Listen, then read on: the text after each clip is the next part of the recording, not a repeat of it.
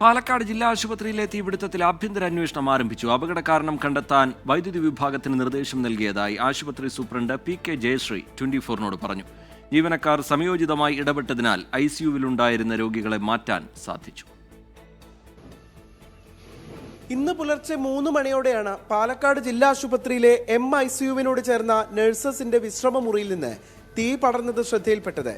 ഉടൻ ICUവിലും വാർഡിലും ഉണ്ടായിരുന്ന രോഗികളെ മറ്റു ബ്ലോക്കുകളിലേക്ക് മാറ്റി.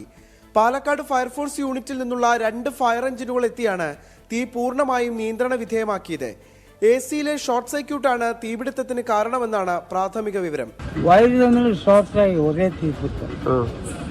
ആളുകളൊക്കെ കുറ്റിയൊക്കെ എടുത്ത് ഓടി, പൈസയും കൂടി എടുക്കാതെ, ഫോണും കൂടി എടുക്കാതെ ജീവനേ രക്ഷാതെ ഒറ്റ ഓട്ടമാണ്.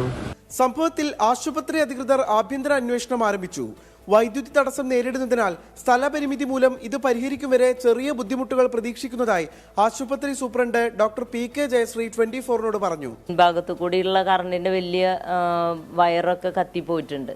അപ്പോൾ ആ കാര്യങ്ങൾ നമ്മൾ PWDനെയൊക്കെ അറിയിച്ചിട്ടുണ്ട്. അവരും വന്നിട്ട് നോക്കിക്കൊണ്ടിരിക്കുന്നുണ്ട്. അപ്പോൾ നമുക്ക് ICUവിൽ പേഷ്യൻറ്റിനെ കിടത്താൻ ഇനി വേറെ സ്ഥലം ശരിയാക്കിയിട്ട് വേണം. അപ്പോൾ ഇന്നൊരു ദിവസം പുറത്തുനിന്നുള്ള റെഫറൽ ഇവിടേക്ക് കുറയ്ക്കണം എന്നുള്ളൊരു മെസ്സേജ് എല്ലാവർക്കും കൊടുക്കണം.